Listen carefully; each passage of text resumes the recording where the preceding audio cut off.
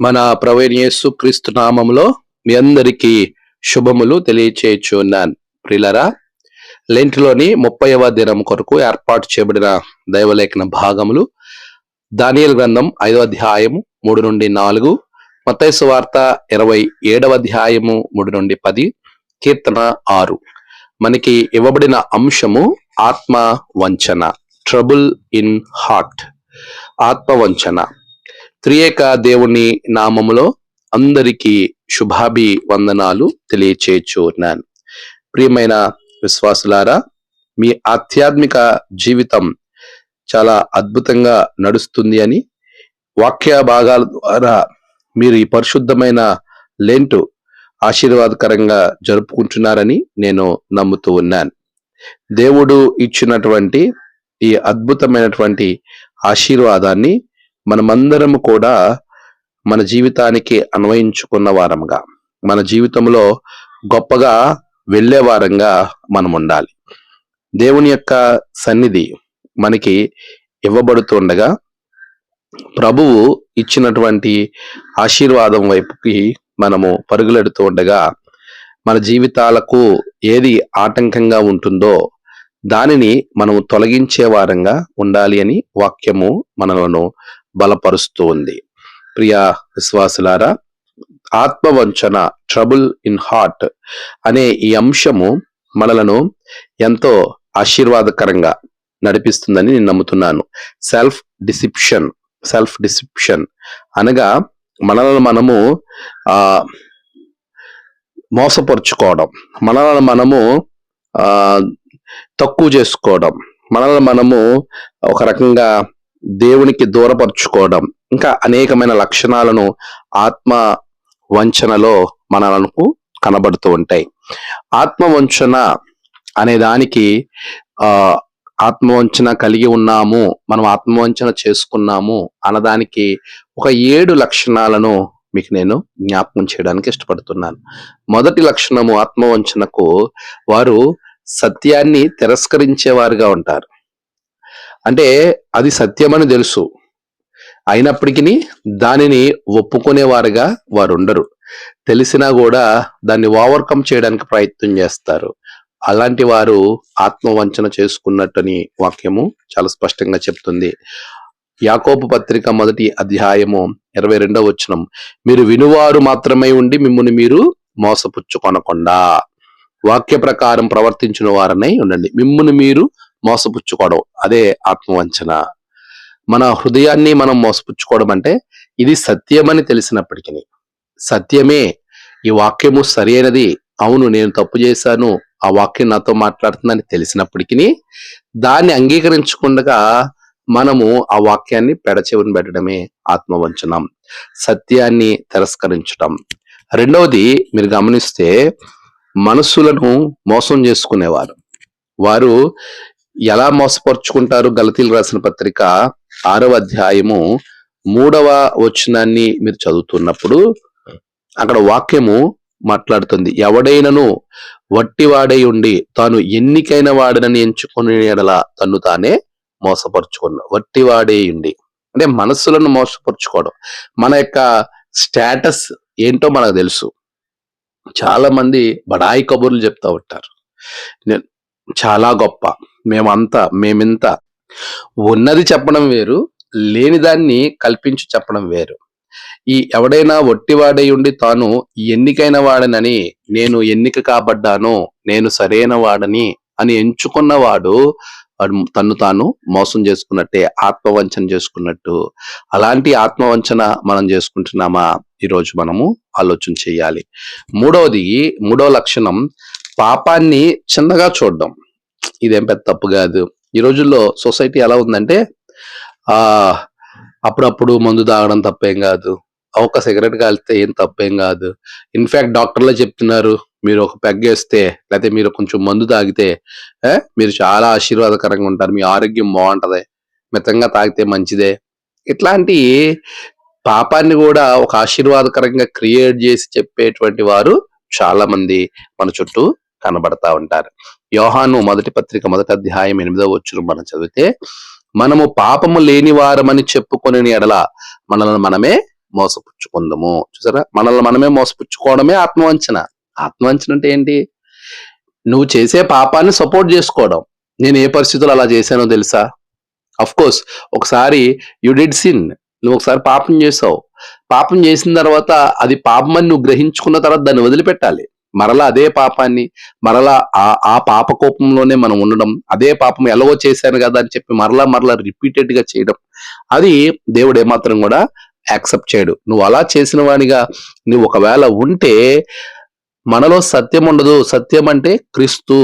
నేనే సత్యం అని ఆయన చెప్పాడండి. ఆయన నీలో ఉండడు. నువ్వు క్రైస్తవురాలు క్రైస్తవుడు కావు. నువ్వు నేను క్రైస్తవుడిని అని చెప్పుకుంటే క్రీస్తు నీలో ఉండాలి కదా. ఉండాలి అని అంటే పాపం లేదు, నేను పాపం చేయలేదు అంటాం కాదు. ఏ పాపం చేశామో ఆయన రహస్య వెలుగులో మనల్ని మనము గుర్తించుకోవాలి. మనం చేసేది పాపమా కాదా?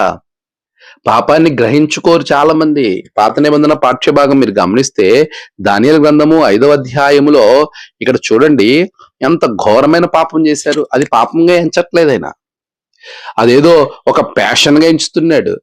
దేవుని యొక్క బంగారు ఉపకరణాలన్నిటినీ తెచ్చి మద్యం పోసుకుని మందు పోసుకుని దాన్ని త్రాగుతూ అన్య దేవతా విగ్రహాలకు వీళ్ళు ఆరాధన చేస్తా ఉన్నారు. అంత ఘోరమైన పని చేస్తూ ఉన్నారండి. దేవుని మందిరపు ఉపకరణాలను ఎంత నీచంగా వాడుతూ ఉన్నారు. అంత పరిశుద్ధమైన వాటిని అంత ఘోరమైన పాపం చేశాడు. అసలు ఉపకరణాలు తీయడమే తప్పు, అది పెద్ద దొంగతనం. తీసి దాంట్లో మరలా మద్యం పోసుకోవడం, మద్యం తాగుతూ అన్య దేవత విగ్రహాలను ఆరాధించడం, ఎంత ఆత్మవంచన కార్యాన్ని బెల్షస్సరు అనే రాజు చేశాడండి. ఇక్కడ ఈరోజు చాలా మంది అదే చేస్తున్నారు తప్పు. దేవుని మందిరంలో ఉన్నటువంటి వాటిని, దేవుని మందిరంలో ఉపకరణాలను, దేవుని మందిరం సంబంధించిన వాటిని వారు సొంతానికి వాడుకుంటున్నారు. జాగ్రత్త, మీరు ఆత్మవంచన చేసుకుంటున్నారు. ఇది తప్పు కాదులే అని మీరు అనుకుంటున్నారు.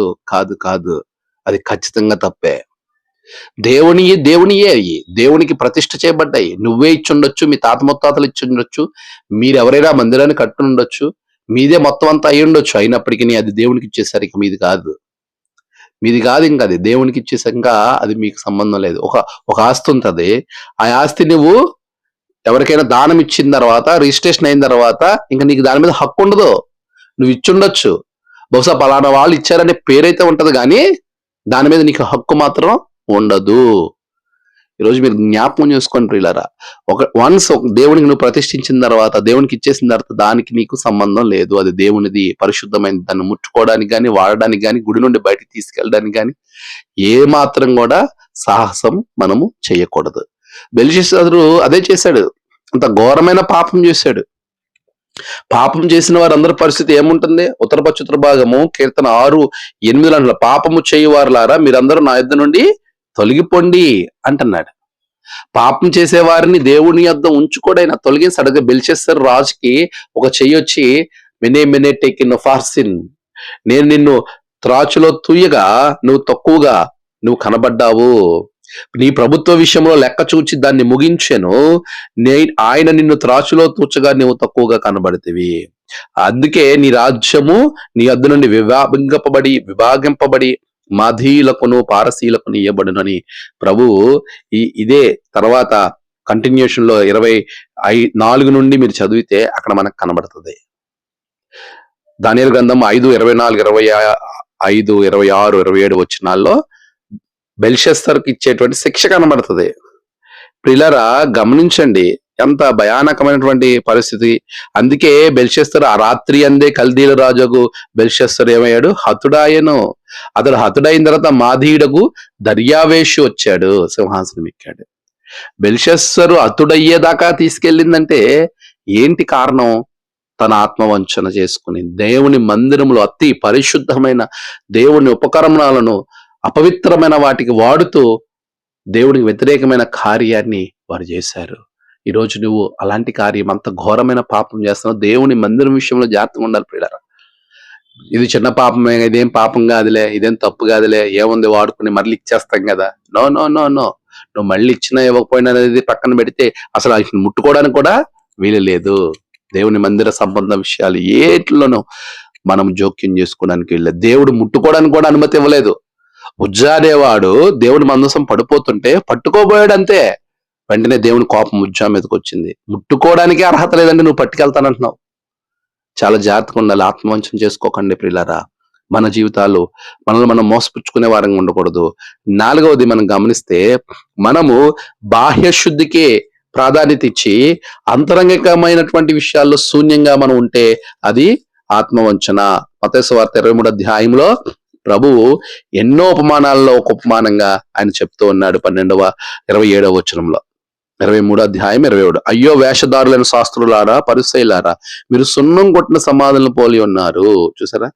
ఇలా ఉంటే అలాగే మీరు ఏం చేస్తున్నారంటే సమస్త కల్మషంతో నిండి ఉన్నవి. అలాగే మీరు వెలుపల మనుష్యులకు నీతిమంతులుగా నగబడుచున్నారు గాని లోపల వేషధారణతోనూ అక్రమంతోనూ నిండి ఉన్నారు. అలా ఉండడము నీవు మోసపుచ్చుకోవడమే. మనల్ని మనం మోసపుచ్చుకున్న వారంగా ఉంటాం. అలాగా మన జీవితాలు ఉండకూడదు. బాహ్యము అంతరంగము దేవుడు చూస్తూ ఉంటాడు. దానికి తగినట్టుగా మనం జీవించాలి. 5వది, ప్రభు ఇచ్చినటువంటి హెచ్చరికలను పట్టించుకోకపోవడం. ఆ హెచ్చరికలను పట్టించుకోకుండా వదిలేయడం. అలా వదిలేయడం ద్వారా ఆయన హెచ్చరికలను పట్టించుకోకుండా వెళ్ళిపోవడం అనేది మనల్ని మనము మోసపుచ్చుకోవడమే. వాడు అనుకుంటాడు నేను వెళ్ళే మార్గమే సరి అయినది. దేవుని విషయాన్ని వారు పట్టించుకోరు. అందుకే మీరు గమనించితే సామెతలు 14వ అధ్యాయములో 13వ వచనం 12వ వచనం మీరు చదివితే 12వ వచనం చదివితే, ఒకని ఎదుట సరిగా కనబడే మార్గం కలదు, అయితే అది తుదకు అది మరణానికి త్రోవ దారి తీస్తుంది. దేవుడు యొక్క హెచ్చరికలను, దేవుడు గద్దింపులను వినకుండా నేను వెళ్ళే మార్గమే సరి అయినది అని అనుకునేవారు ఎప్పటికైనా గోతులో పడతారు. తాము మోసపుచ్చుకునే వారికి ఉంటారు. దేవుడు హెచ్చరించినప్పుడు మనము ఆయన వైపుకు తిరగాలి. అదే అంటున్నాడు యెషయా గ్రంథం 1వ అధ్యాయము మీరు చదివినప్పుడు ప్రభు మాట్లాడుతున్నటువంటి మాట అదే. మనం వివాదము తీర్చుకుందాము రండి అని మీరు మీ పాపములు రక్తం వలె ఎర్రవినైనను అవి హిమం వలె తెల్లనగును, కెంపు వలె ఎర్రవైనను అవి గొర్రెబొచ్చు వలె తెల్లవినగును, మీరు సమ్మతించి నా మాట వినని ఎడల మీరు భూమి మీద యొక్క మంచి పదార్థాలు అనుభవించుతారు. అదే సమ్మతింపక తిరుగుబడిన ఎడల నిశ్చయముగా మీరు ఖడ్గం పాలవుదురు అని ప్రభు చాలా స్పష్టంగా యెషయా గ్రంథం 1వ అధ్యాయము 18వ వచనంలో ఆయన చెప్తూ ఉన్నాడు. చాలా మంది దేవుని యొక్క మాటలను అంగీకరించకుండా, దేవుని యొక్క మాటలను సమ్మతించకుండా వారి నచ్చినట్టుగా జీవిస్తారు. మేమే సరైన మార్గంలో వెళ్తున్నాం అనుకుని చివరికి వెళ్ళి గుర్తులు పడతారు. 6వది మనం గమనించాల్సిన విషయం ఏంటంటే, ఫలితాలను గ్రహించుకోకుండా అనాలోచితంగా ప్రవర్తించేటువంటి వారు ఆత్మవంచన చేసుకున్నవారు. ఇర్మియా గ్రంథం 17వ అధ్యాయం 9వ వచనం మనం చదివినప్పుడు అక్కడ ఇర్మియా విషయంలో ఆనాటి ప్రజలు చేసినటువంటి భయానకమైనటువంటి కార్యాలను మనం చూస్తా ఉన్నాం. దేవుడు అంటున్నాడు, హృదయము మోసకరమైనది, అన్నిటికంటే మోసకరమైనది, అది ఘోరమైన వ్యాధి కలది, దాన్ని గ్రహింపగలిగిన వాడెవడు. నీ హృదయం విషయంలో చాలా జాగ్రత్తగా ఉండాలి. నీవు నీ క్రియలను చక్కబరుచుకోవాలి. 18వ అధ్యాయంలో అదే చెప్తూ ఉన్నాడు. మీ క్రియలను చక్కబరుచుకోండి. మీరు ఏ యొక్క పరిస్థితులు అయితే వెళుతున్నారో ఆ పరిస్థితుల విషయంలో చాలా జాగ్రత్తగా ఉండండి. ప్రభువుని నువ్వు కొనియాడేవారు ఉండాలి. దేవుని యొక్క పరిచర్య చేసేవారి విషయంలో జాగ్రత్తగా ఉండాలి. ఇక్కడ చెబుతూ ఉన్న మాట ఇర్మియా గ్రంథం 26వ అధ్యాయం మీరు చదువుతున్నప్పుడు అక్కడ చెప్తున్నాడు 13వ వచనంలో, యెహోవా మీకు చేసినని తాను చెప్పిన కీడును గూర్చి ఆయన సంతాపడినట్లు మీరు మీ మార్గములను మీ క్రియలను చక్కపరుచుకొని మీ దేవుడైన యెహోవా మాట వినుడి అని చెప్పినప్పుడు, ఇదిగో నేను మీ వశములో ఉన్నాను, మీ దృష్టికి ఏది మంచిదో ఏది యుక్తమైనది అదే నాకు చేయడి. అయితే మీకు చెవులారా ఈ మాటలన్నీ చెప్పుటకు నిజంగా యెహోవా మీ యొద్దకు నన్ను పంపి ఉన్నాడు గనుక మీరు నన్ను చంపిన యెడల మీరు మీ మీదకి ఈ పట్టణం మీదకి దాని నివాసుల మీదకి నిరపరాధి రక్త దోషము తెచ్చుకుందరని సందేహంగా తెలుసుకొనండి. వారు మారు మనసు పొందండి, మీ హృదయం ఘోరమైన వ్యాధి కలిగింది, చక్కబరుచుకోండి అని చెప్తే ఇర్మియాని చంపడానికి ప్రయత్నించినటువంటి జనాంగానికి ప్రభు అక్కడ సేవకుడి ద్వారా హెచ్చరిస్తా ఉన్నాడు. అంటే తర్వాత ఏం జరుగుతుంది? ఫలితాలను ఆలోచించకుండా ఏదో కొద్దిపాటి లాభం కొరకు అక్కడ ఉన్నటువంటి ఆవేశపూరితమైన ఆలోచన ద్వారా ముందుకు వెళ్ళినటువంటి వారిని ఆనాటి జనాంగం. వారే కాదు, యూదా ఇస్కరియోతు కూడా అలాగే చేశాడు. మత్తయి సువార్త 27:3-10 మీరు చదివినప్పుడు అతడు పశ్చాత్తాపడ్డాడు. ఏమంటున్నాడు ఇక్కడ? నేను నిరపరాధిని అప్పగించాను అనే మాట పలుకుతున్నాడు. 4వ వచనం, నేను నిరపరాధి రక్తమును అప్పగించి పాపం చేస్తిని. ఎప్పుడు? జరిగిపోయిన తర్వాత పశ్చాత్తాపం పడడం వల్ల ఉపయోగం ఏమంది? ఆయనకు శిక్ష విధింపబడగా చూచి పశ్చాత్తాపడ్డాడు. అసలు శిక్ష పట్టడానికి కారణమే అప్పగించినోడు ఆయనే. అందుకే అప్పుడు ఆయనను అప్పగించిన యుద్ధ అన్నాడు. అప్పగించాడు కాబట్టి శిక్ష పడింది. ఆయన శిక్ష పడిన తర్వాత పశ్చాత్తాపం వచ్చింది. నరకంలో పశ్చాత్తాపం పడితే ఆ ధనవంతుడికి మారు మనసు పొందే అవకాశం వచ్చిందా? రాలేదు. అందుకే కీర్తనలో ఉత్తర భాగం కీర్తన 6:5 పాతాళములో ఎవరు నీకు కృతజ్ఞతాస్తుతులు చెల్లించుదురు?